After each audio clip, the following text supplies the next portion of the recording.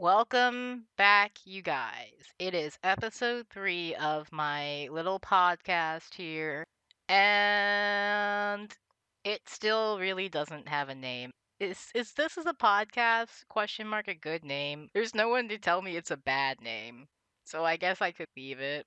We're at episode 3, so I feel like at this point, it's kind of it's kind of got to stick, right? I feel like by episode 3, if I don't have a different name, then this is just the name. Maybe I'll change it if I can think of something better, but maybe this will just be it for now. I'm okay with that.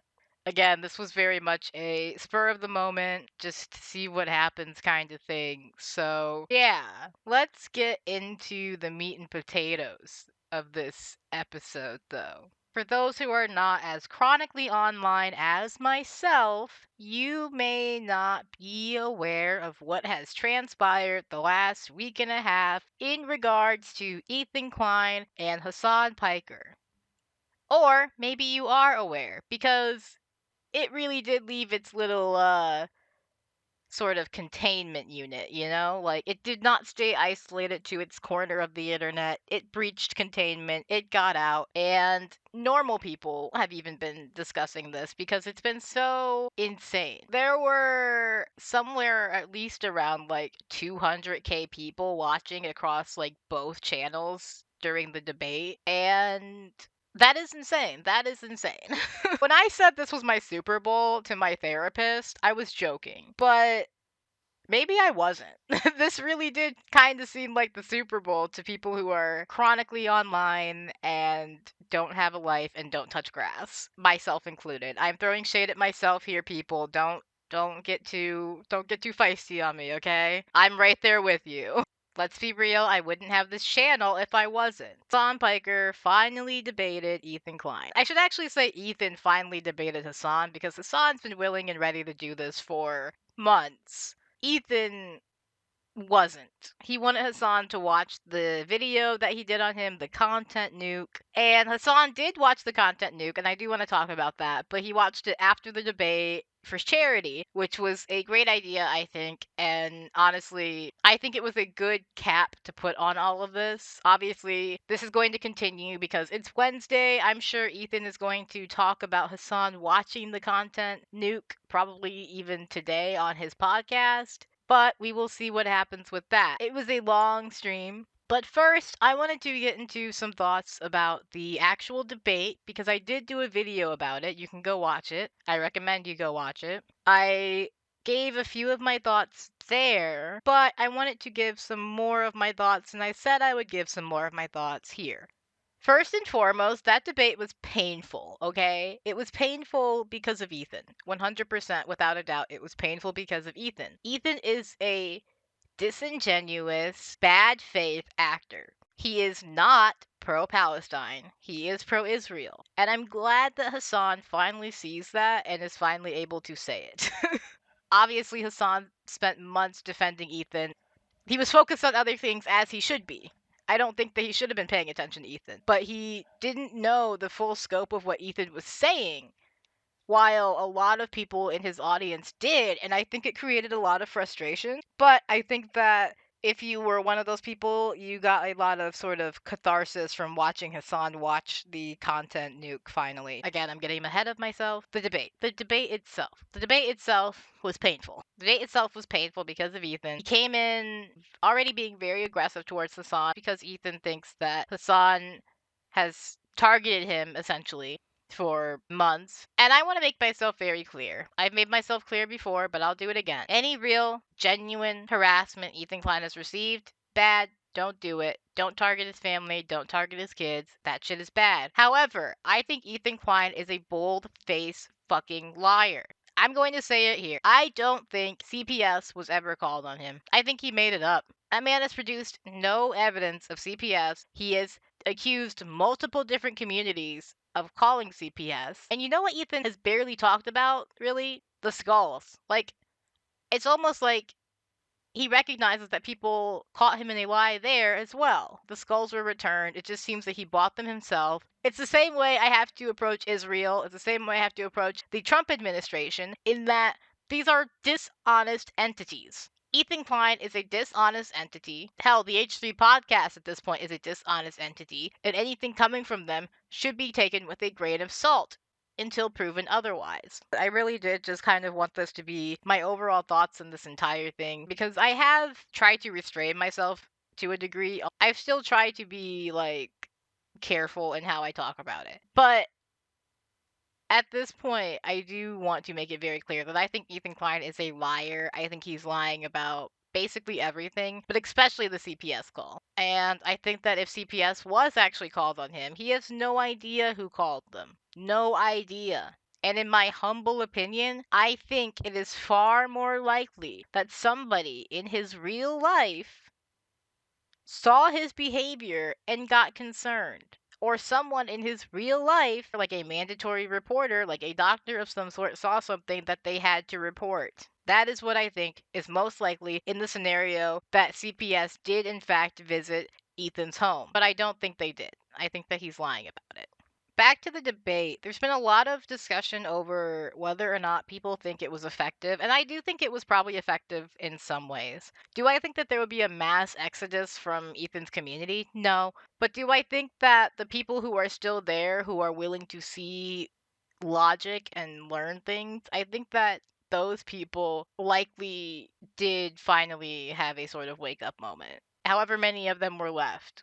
I went back and forth, I looked at Ethan's chat a little bit, and a lot of his chat was interesting because they were on his side, but I also noticed a lot of people who still weren't happy with how he was approaching the debate. They seemed displeased in Ethan's performance, but they were on his side still, and it was weird.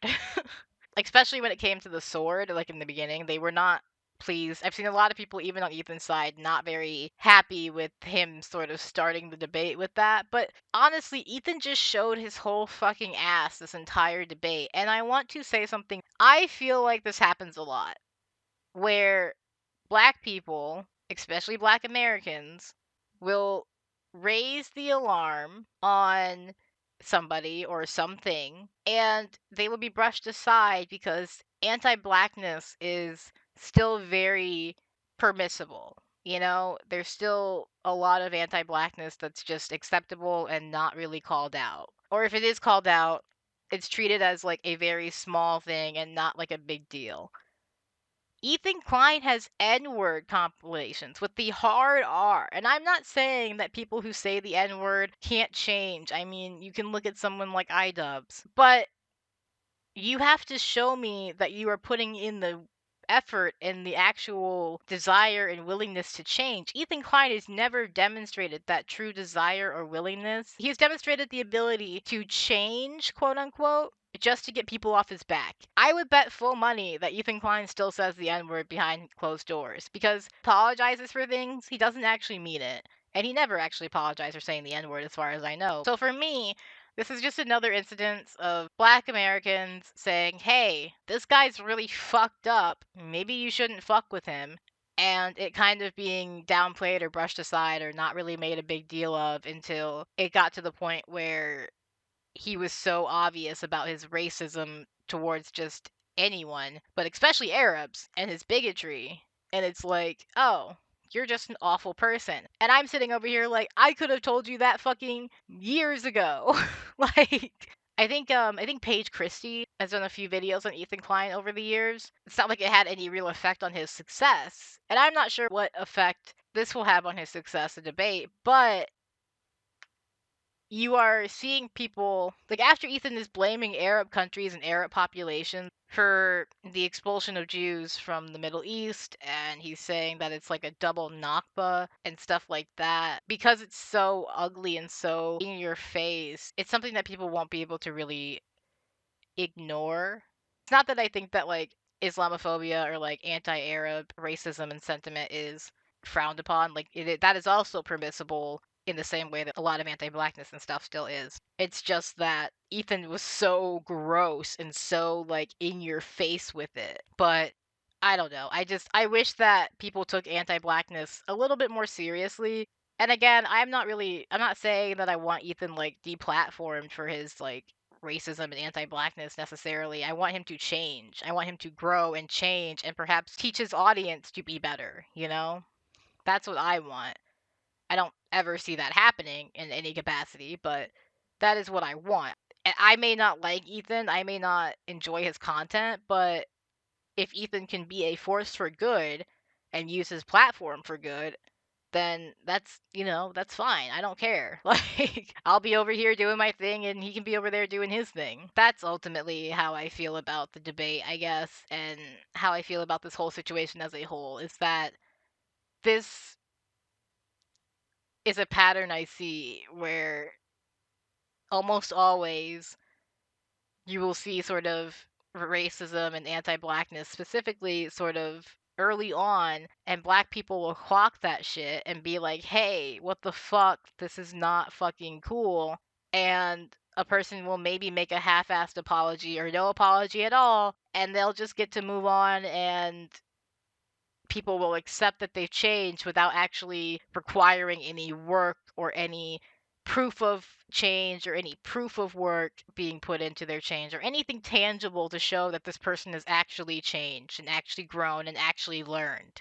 If people had held Ethan accountable truly for saying the N word, for being anti black, for all of his past bigotry and past behavior, I'm not sure we would be here. Or at least I'm not sure we would be to this degree, I think that there's obviously always this aspect of Ethan that will end up being pro-Israel, but I just don't know that he would have felt so comfortable saying all of the shit that he has said if people had pressed him more in the past and held his feet to the fucking fire a little bit more. That is my take on Ethan Klein, I guess, in this whole thing. And it is something that I think about quite a bit because I notice it quite a bit. This is what happens when you let someone get away with, doing the work, quote unquote, and apologizing and then just moving on. This is what happens. This is the fucking person you get. You get Ethan Klein. You get Ethan Klein in 2025, someone whose own crew can't even get through to him anymore, and someone who thinks that he is the ultimate victim in all of this. He can do no wrong. He is the genius. He knows everything about everything, and he is, the legend. Okay, let's get to Hassan watching the content nuke. Oh my god. Okay. First of all, it took him forever. It took him hours to get through the first, 15 minutes. I will just say this. It was cathartic. I've said it once, I'll say it 1,000 times. It was cathartic. It was cathartic as someone who has watched this whole sort of debacle play out, who has watched and heard what Ethan has been saying for months, and has watched and heard Hassan go from defending Ethan to not necessarily defending Ethan, but still telling people leave him alone, to sort of finally starting to understand the extent and the scope of Ethan's commentary on this issue, to now being like, fuck Ethan Klein, you're a racist piece of shit, go to hell. That is the sort of timeline, the sort of progression of this whole thing, and it's been just cathartic. It has been cathartic to see Hassan finally let loose and finally go in on Ethan, because I think he's deserved it for, months. I think that Hassan had very good reasons for not paying attention to Ethan for the longest time. First the election was happening, and then, he still wanted to focus on the genocide, obviously, and not on Ethan, and I think that makes sense. I understand that. It took a while for Hassan to realize the scope of what Ethan was saying, because he was so focused on these other things and didn't want to focus on Ethan, thinking it was just sort of drama and thinking that Ethan was, at worst, a liberal Zionist who could maybe be, moved in a direction that is, away from that kind of idea. What he didn't realize was that he's just a straight up fucking Zionist, and he fucking has no real conviction or anything. He just wants people to be nice to him. He just doesn't want people yelling at him about his Zionism. It was very cathartic, I will say that. I don't think that there's anything else to say about it. Like that is the ultimate feeling I felt watching it. It was cathartic. As someone who has not liked Ethan for a very long time, like before October 7th, before all of this shit, because again, Ethan is just racist and a bigot. I have felt that for quite some time. It is very cathartic, especially for me, to see someone with such a big platform, someone who personally knows Ethan, say these things about Ethan. No matter how long it took, no matter what it took, it's nice to finally see someone who has validity, essentially, to speak on this.